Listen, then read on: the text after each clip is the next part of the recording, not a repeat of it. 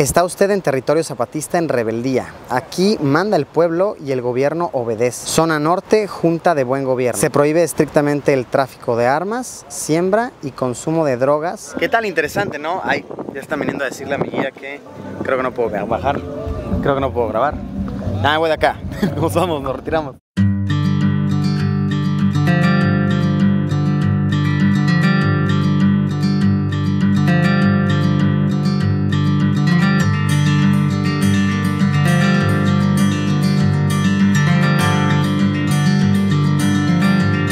Amigos, ¿cómo se encuentran? Hoy vamos a tratar muy por encima, muy por la superficie, un tema que en verdad me parece muy interesante. Y este es el impacto tan fuerte, tan arraigado del Ejército Zapatista de Liberación Nacional.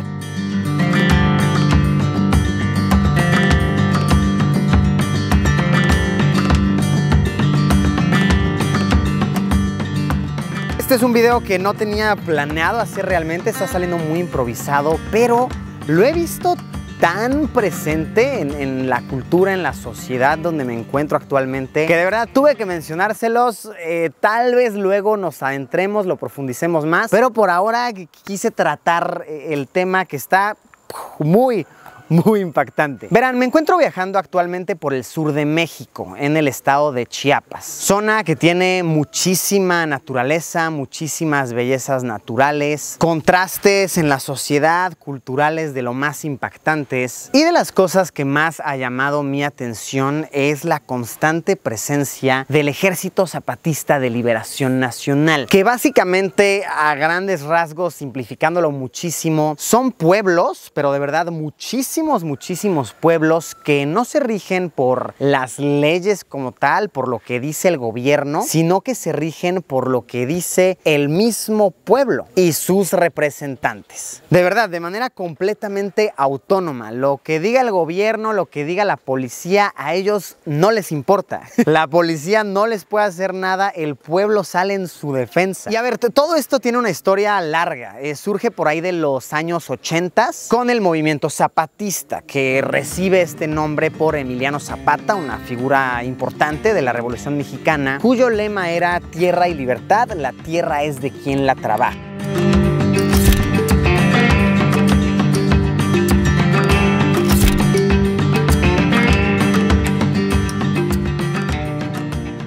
Entonces, les digo, por ahí de los años 80 es que un hombre llamado Rafael Sebastián Guillén Vicente, un sociólogo bastante estudiado, bastante informado, viaja por esta zona y se da cuenta de que los indígenas no tienen realmente los mismos derechos que el resto de la población mexicana. Los indígenas incluso no tienen credencial para votar, carecen de muchos de los derechos básicos. Así que este bro dice, por supuesto que esto no está bien, esto no puede estar sucediendo, y comienza el movimiento zapatista. Él se autodenomina como el comandante Marcos, subcomandante Marcos, que Marcos no es un nombre real ni de coña, él se llama Rafael, pero Marcos son las siglas Movimiento Armado Revolucionario Comandante Obispo Samuel. Entonces de ahí surge su nombre, el nombre que él solito se dio, el subcomandante Marcos. Y básicamente empieza a convocar a la gente, empieza a convocar a sus rebeldes. Este se autodenomina como un movimiento rebelde. Chéquense, este letrero lo dice, sede del municipio autónomo rebelde zapatista, para que se empiecen en efecto a rebelar contra las autoridades, contra el gobierno. Y es en el 1 de enero de 1994 que boom, van con todo, empiezan a atacar a las autoridades, piden que el presidente de aquel entonces en turno mexicano, que era Carlos Salinas de Gortari, renuncie por completo, y empiezan a unir a muchísimos pueblos a su causa.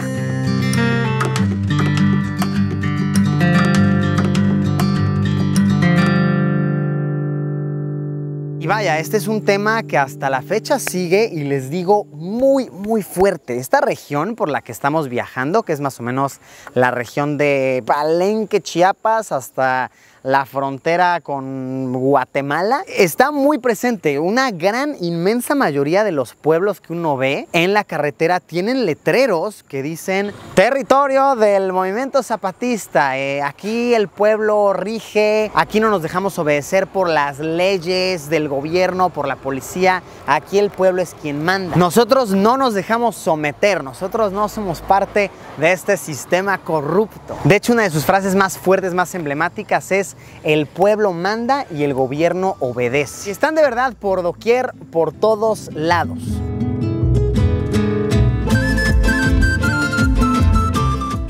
En cualquier lugar del mundo, en cualquier tiempo, un hombre o una mujer cualquiera se rebela y termina por romper con la ropa que el conformismo le ha tejido y que el cinismo le ha coloreado de gris.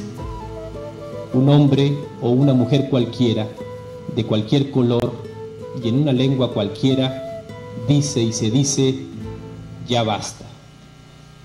Por ejemplo, miren este pueblito de aquí, Ejido Dr. Samuel León Brindis. Aquí, es que de verdad esto es una locura, me llama mucho la atención como aquí de plano prohíben la entrada a la policía, miren. Prohíben la entrada a la policía, a migración, policía federal, policía del estado, policía de tránsito, policía judicial, el ejército, traileros y volqueteros. O sea, nadie realmente que represente a la ley de ningún tipo puede entrar aquí. Y si entra algún representante de la ley, algún policía, alguien de migración, de verdad la ley local, si así podemos llamarle, los que imponen las reglas en el pueblo, pueden salir y agarrarlos. Y es que miren, incluso en el ámbito de la salud podemos ver cómo se impone la resistencia en rebeldía. Miren, Clínica Autónoma, que es una clínica zapatista, fruto de la resistencia en rebeldía. A estas clínicas pueden acudir las personas de todos los ejidos que están aquí alrededor y son completamente gratuitas para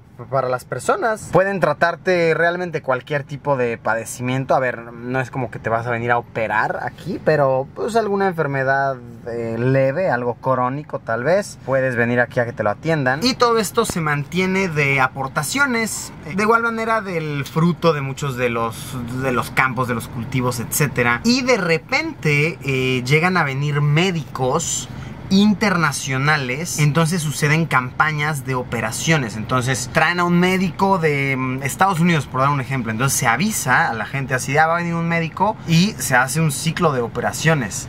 Entonces se puede tratar de todo, de todo. Pero ¿qué tal? De verdad es muy impresionante. A mí me flipa, me vuela la cabeza que este movimiento rebelde, por así llamarlo, ha llegado a tal punto que atiende a la gente con clínicas y toda la cosa.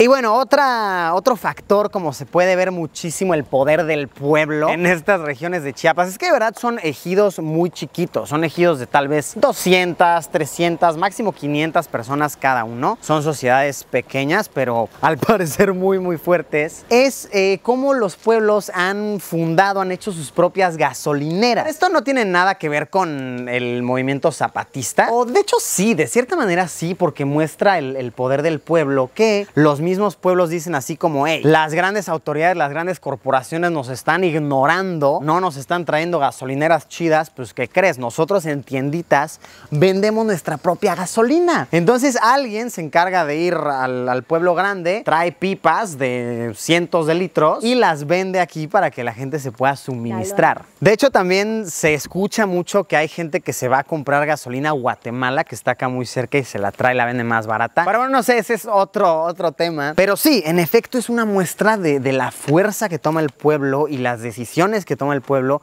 para estar bien ellos mismos. Ah, miren, aquí hay otra muestra de esto. Es que hay de todo, de verdad. Comedor económico Mujeres en Resistencia. Entonces la gente viene aquí y puede comer súper barato, porque pues es un recurso del pueblo, la comida, ¿no? Es nuestro cultivo, es nuestro ganado. Nosotros mismos nos damos de comer mutuamente.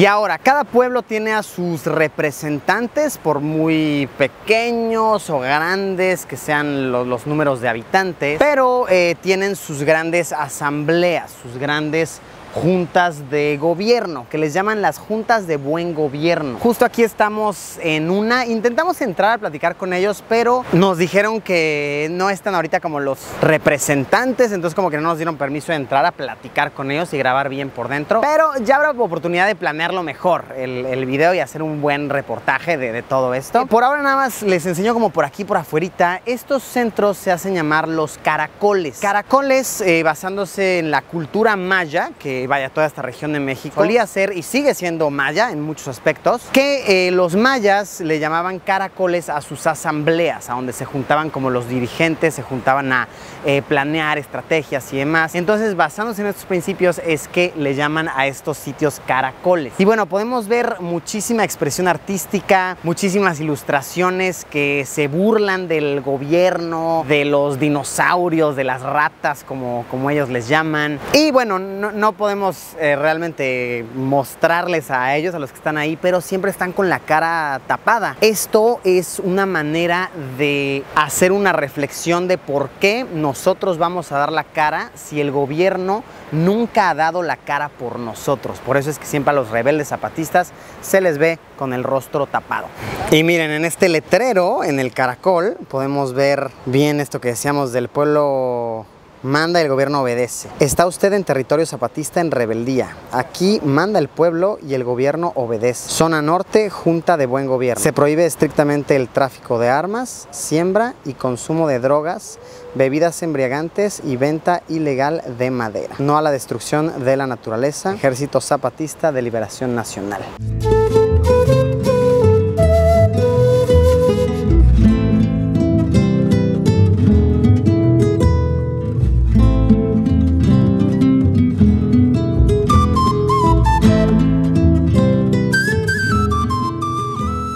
Esta es otra comunidad zapatista, vaya, como la mayoría de toda esta región.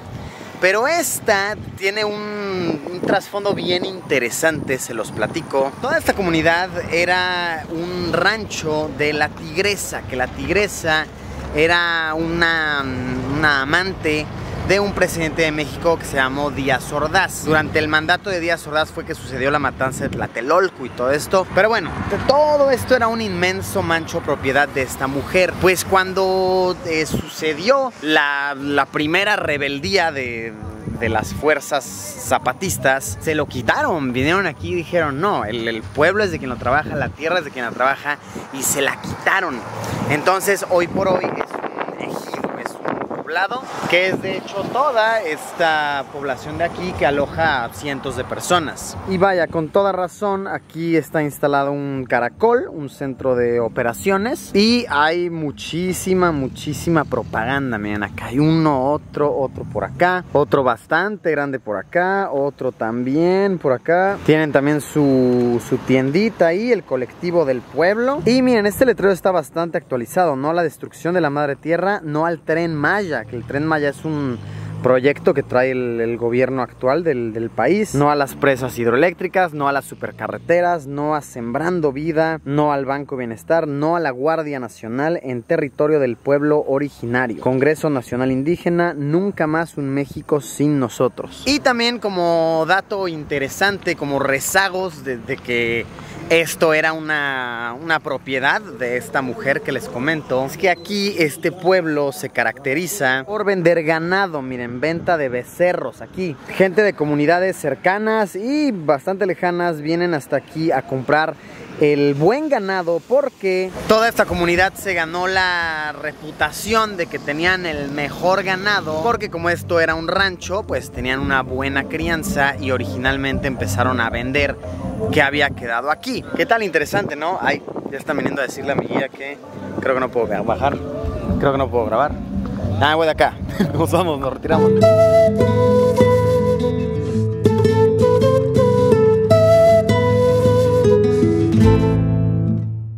Bueno amigos, así es como concluimos con este breve recorrido muy por la superficie de lo que son los resultados del Ejército Zapatista en la sociedad de las pequeñas comunidades de Chiapas. Sin duda algo que me parece muy interesante porque sí, como mexicano es algo que me enseñaron en la escuela, que he visto en las noticias, pero que nunca me había metido realmente a investigar, a indagar de qué se trata. Y la verdad es que sí es un impacto social fuerte, es un fenómeno muy interesante. Me gustaría hacer un reportaje, un mini documental de este tema más a detalle, más a fondo, claro que sí. Por ahora nada más cubrimos como los básicos, pero un día de estos van a ver que en el canal publicaremos un documental más detallado. Si alguien gusta darme información, facilitarme accesos para hablar con personas, creo que estaría muy cool, ya saben, siempre de una manera muy neutra, como lo hacemos en este canal. Bueno amigos, cuéntenme, ¿en sus países pasa algo